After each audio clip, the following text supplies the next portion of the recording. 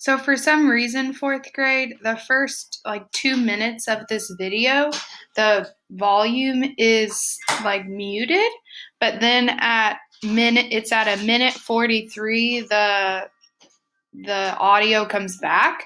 So I'm just gonna record the first 2 minutes on my computer. So you'll have to watch the first 2 minutes using this link and then go back to the Edpuzzle. You'll just have to let it play for the first 2 minutes. You won't hear anything, but you can't skip ahead. So you'll just have to sit there and let it run to a minute 43, and then the audio will pick up. And then you can watch the video from that point on through Edpuzzle.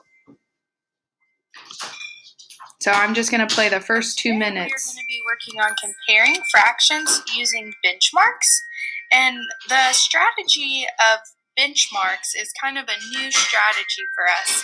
We've used to using number lines, fraction strips, our fraction circles when we're at school. But today we're going to be using the strategy called a benchmark fraction. So I kind of wanted to just review what a benchmark fraction is before we get into this video. So a benchmark fraction is an already known size or amount that helps you understand a different size or amount. For example, 1/2.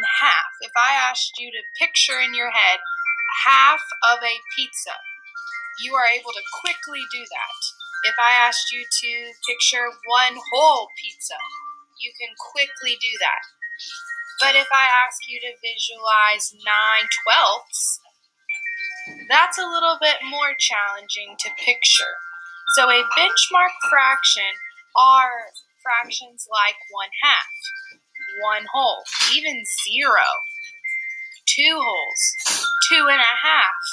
Those are benchmark fractions because they are already known size or amounts. And we use those already known sizes to help us compare unknown sizes or amounts. So that's what we're going to be working on in this video today. So we want to figure out which one did you use more of. So down below I have two fractions. Okay, so I paused it there because the audio on the Edpuzzle picks up at this point. So you can now go back to Google Classroom and click on the Edpuzzle link.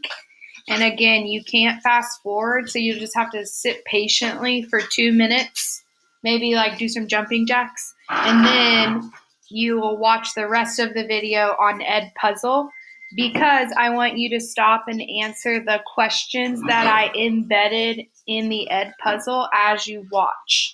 So that's why I'm having you go back to the Edpuzzle so I can see your answers. All right?